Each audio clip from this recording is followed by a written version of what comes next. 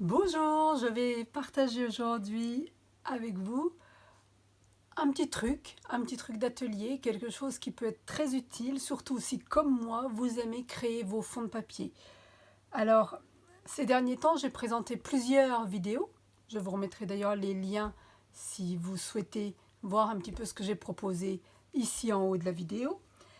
J'ai fait donc plusieurs vidéos pour créer des fonds parce que j'aime particulièrement créer mes propres motifs et puis mes fonds de cartes. Et cette astuce, donc elle m'est très utile après pour savoir comment je vais couper mon papier et quelle utilité, quel format de carte je vais pouvoir travailler avec. Mais cette astuce, elle est très utile aussi lorsqu'on veut couper judicieusement les papiers design que nous avons et que nous aimons beaucoup. Alors quand c'est un motif répétitif, quelque chose de très régulier, ça ne pose pas trop de soucis. Mais lorsqu'on a des grands motifs de papier avec des dispositions un petit peu irrégulières, eh bien on ne sait pas toujours comment le couper au mieux pour profiter vraiment de toutes les petites parties de ce papier. Et c'est ce que je vais vous montrer aujourd'hui. Alors, pour ce travail aujourd'hui, pour cette petite astuce, il vous faudra votre coupe-papier, du plastique transparent, alors ça peut être du plastique de couverture pour les livres. Moi j'aime utiliser tout simplement des pochettes plastiques. Alors j'en choisis qui sont vraiment, je ne sais plus comment on appelle ça, effet cristal je crois, en tout cas qui n'ait pas de texture et qui n'ait pas un effet un petit peu granuleux ou légèrement opaque. Donc il vaut mieux avoir quelque chose de parfaitement clair. Et puis un feutre permanent, quelque chose qui ne risque pas de s'en aller avec le temps et de vous salir vos projets. Et puis une règle, et on a tout ce qu'il nous faut. Mais avant de commencer, je vais vous montrer à quoi ça ressemble et à quoi ça peut être utile. J'en ai quelques-uns qui sont déjà préparés, et puis je vais en retracer deux avec vous pour vous montrer comment je m'y prends. Alors par exemple, ici j'ai des papiers que j'ai créés moi, donc que vous avez peut-être déjà vu dans des vidéos précédentes. Je ne les ai encore pas tous utilisés, et c'est toujours un petit peu un souci de savoir comment est-ce que je le coupe pour profiter un petit peu de tous les motifs, pour ne pas gaspiller, pour ne pas couper n'importe où. C'est vrai que lorsqu'on a des motifs comme ça, c'est un petit peu compliqué de se dire si je fais une carte ici, je vais avoir que le pied du phare. Celui-ci, c'est un petit peu moins un souci. Celui-ci, c'est pareil. Profiter pour que l'oiseau soit en entier. Ou est-ce que ça gêne s'il n'y en a qu'un morceau? Là, encore une fois, ce n'est pas trop un problème. Et sur les derniers papiers que j'ai créés ici, eh bien, on peut imaginer tout de suite une grosse carte ici. Mais après, qu'est-ce que je fais du reste? Et donc, l'astuce que je partage avec vous, elle vous permet de visualiser un petit peu mieux ce que vous pouvez faire de ces papiers.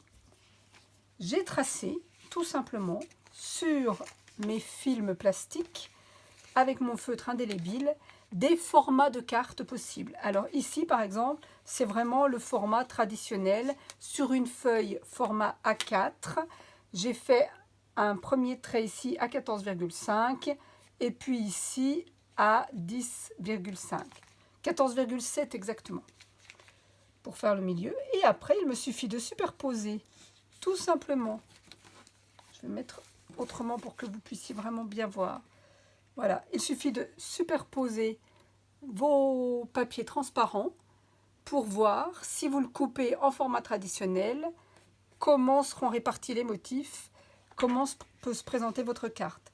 Alors là, c'est le format de base parce qu'on l'utilise quand même régulièrement, en sachant que quelquefois nos cartes, on leur conserve une petite bordure, un petit matage, mais donc on peut imaginer que ce papier-là, on le retaillera très légèrement.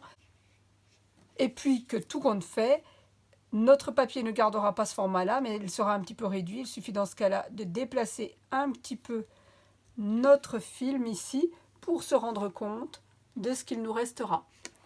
Là, c'est pour le format traditionnel, mais ce qui est intéressant, c'est surtout d'avoir des formats un petit peu différents.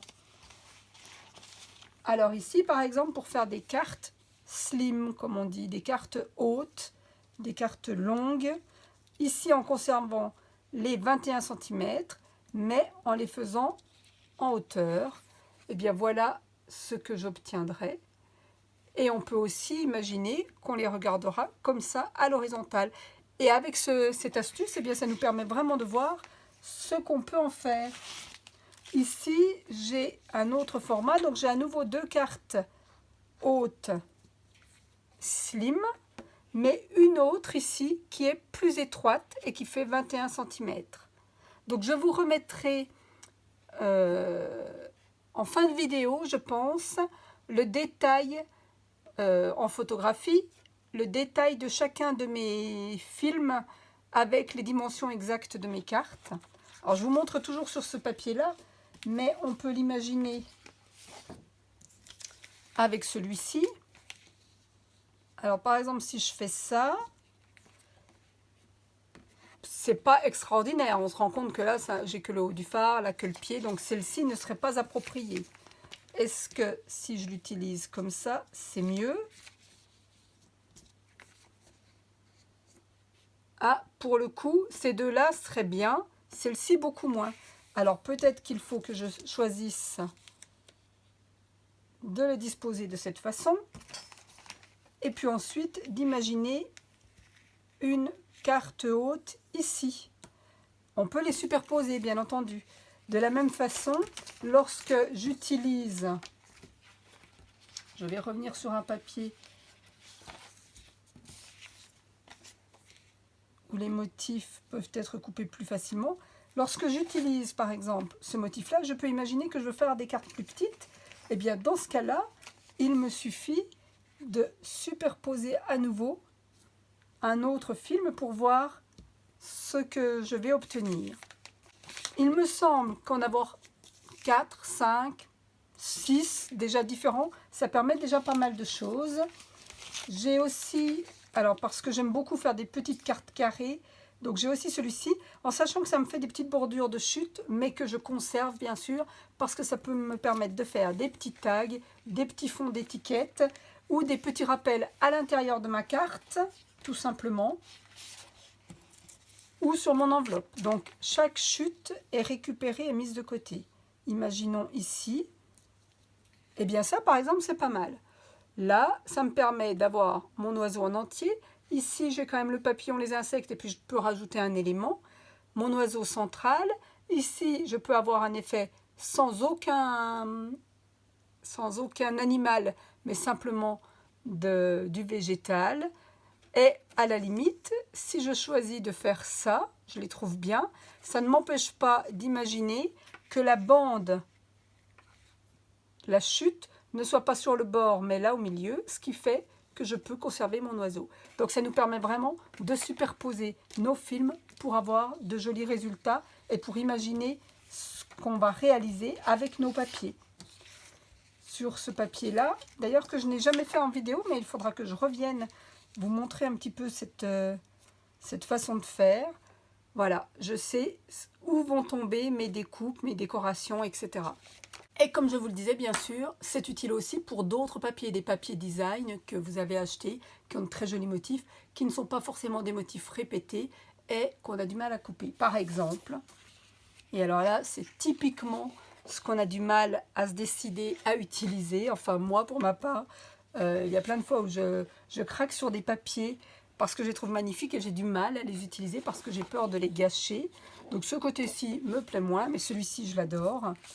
Celui-ci aussi, il est très beau et ce n'est pas un motif régulier. Donc là, c'est la collection Encre animée qui est actuellement au catalogue. Et pour savoir ce que vous pourriez obtenir si vous voulez les découper pour faire des cartes, même si mon papier préparé n'est pas en format 30 par 30, ce que vous pouvez réaliser quand même, puisqu'il suffit dans ce cas-là de prendre un rouleau de papier transparent style protège-cahier, protège-livre. Moi, je travaille beaucoup plus avec des formats A4, donc là, ça me convient. Vous voyez que si je le superpose, je vais tout de suite voir quelle carte je pourrais éventuellement réaliser, couper dans ce sens-là, mais pourquoi pas aussi dans celui-ci. C'est vrai également pour ce genre de motif au centre que je vais pouvoir imaginer par exemple découper de façon à avoir des cartes slim. Et pourquoi pas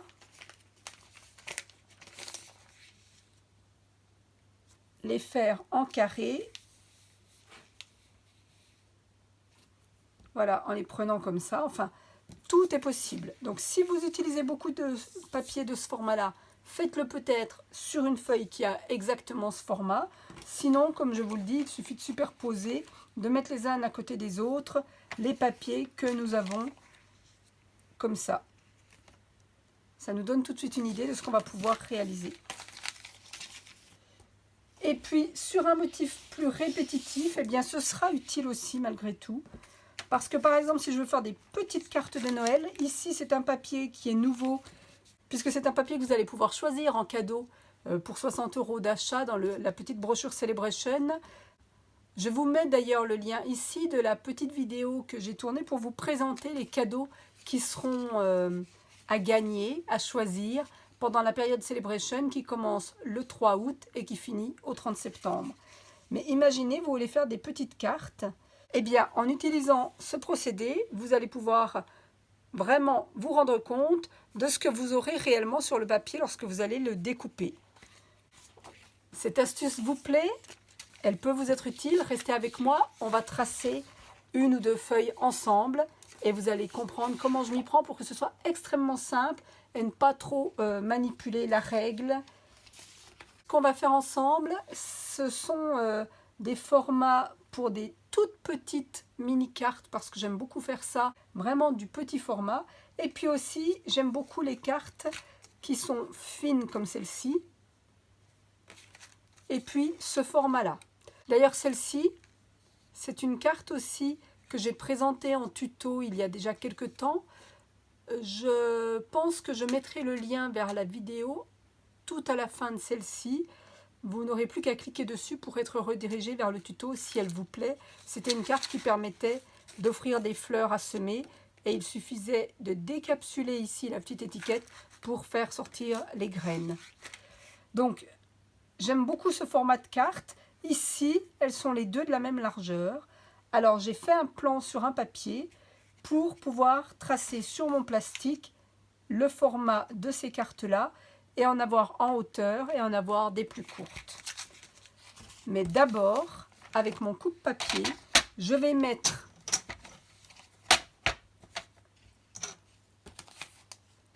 mon intercalaire plastique au format A4, à savoir donc 21 ici.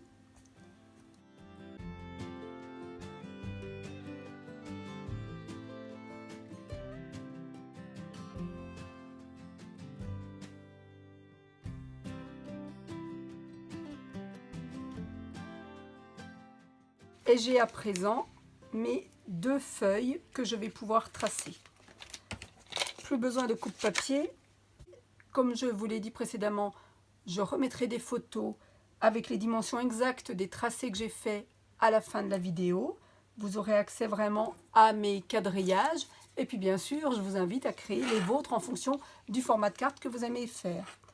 Alors, si je veux par exemple faire mes petites cartes carrées, eh bien, je les veux de 8 par 8. Donc, je vais pouvoir faire deux cartes ici, 8 cm et 8 cm. Et il me restera ici encore 5 cm.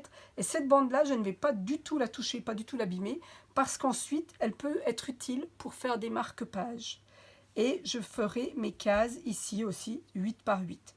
Alors, vous avez la solution de tout simplement mesurer, faire un petit trait ici, prendre la mesure plusieurs fois, pareil dans l'autre sens. Mais si vous avez des papiers quadrillés, et je pense particulièrement aux sous-mains de Stampin' Up que nous utilisons lors de nos ateliers.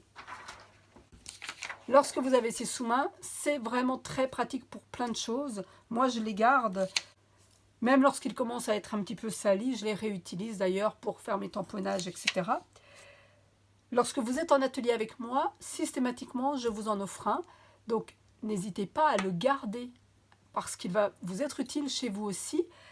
Et puis, si vous en voulez, sachez qu'ils sont disponibles aussi à la vente. Ils ne sont pas seulement pour les démonstratrices.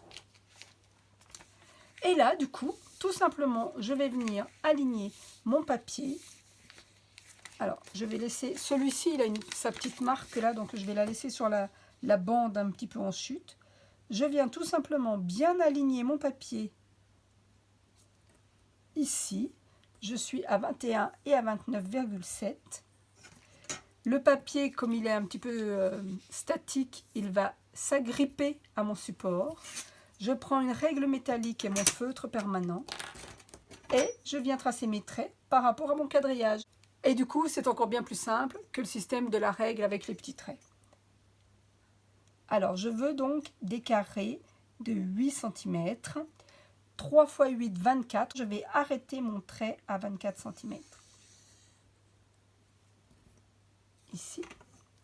Alors, n'oubliez pas de nettoyer votre bordure de règle systématiquement et puis de bien laisser sécher votre encre avant de venir manipuler. Cette fois, je vais à 16 cm ici.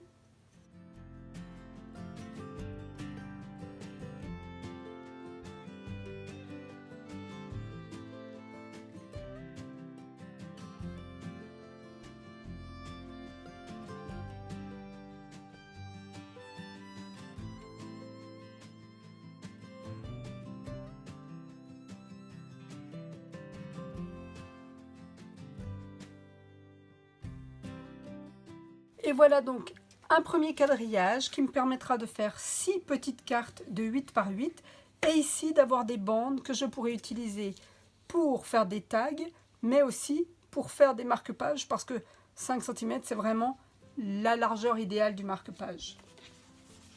On essaie pour voir ce que ça donne ?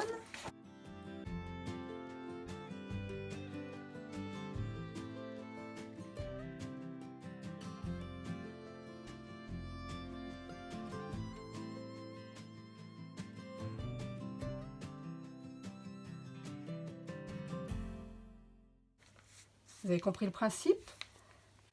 Allez, on en trace un dernier et puis je vous laisse sur cette astuce que vous pourrez réaliser facilement même si vous n'avez que très peu de matériel. Cette fois, on va tracer les cartes plutôt en longueur comme celle que j'ai faite ici. Donc, je vais tracer une première à 8,5, une autre à 17. Il me restera à nouveau une bordure que je pourrais utiliser en marque-page ou pour des étiquettes. Et puis dans l'autre sens, puisque j'en veux une qui fait 17,5 et l'autre 12, eh bien je vais utiliser toute la longueur de ma feuille.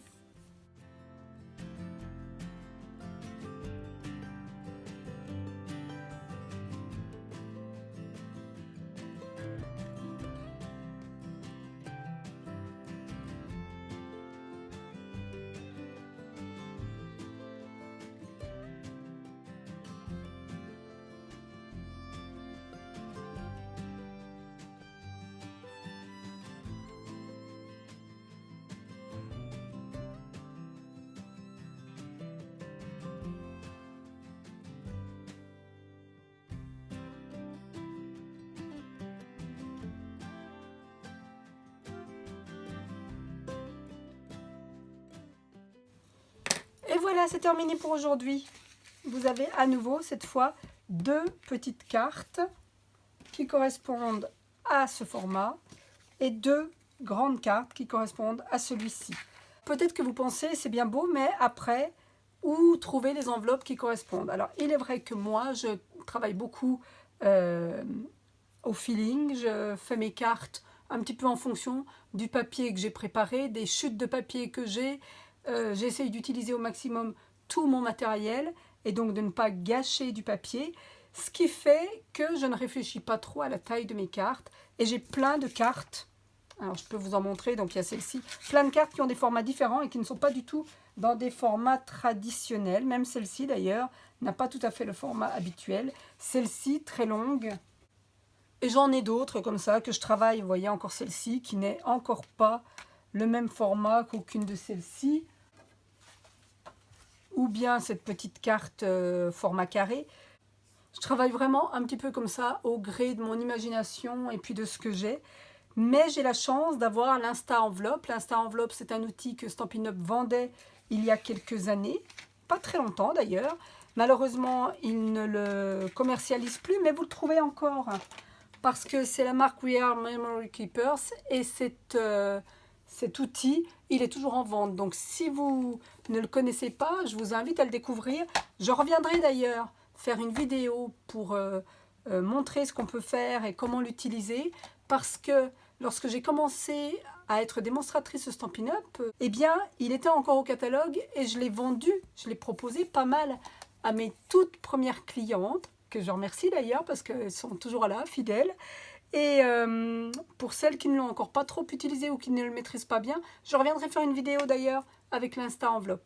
Mais donc, il est facile quand même de créer ses propres enveloppes et du coup, ne vous mettez pas de barrière, ne vous mettez pas de frein parce que la carte ne va pas rentrer dans l'enveloppe. En tout cas, j'espère que cette astuce vous aura plu, qu'elle vous sera utile. Je vous invite à faire vos propres gabarits. Si vous aussi vous aimez prendre soin de vos papiers ou si vous aussi vous créez vos fonds, eh bien c'est l'idéal d'avoir ce genre de gabarit. Je vous remets les liens en fin de vidéo pour accéder justement à cette carte-là, au tuto de cette carte-là, et puis aussi à comment créer et imaginer ces fonds. Sur ce, je vous souhaite une bonne journée. On est dimanche. Je ne sais pas chez vous, chez moi il pleut, donc c'est un temps à scraper. Je me remets tout de suite à l'établi. À très bientôt.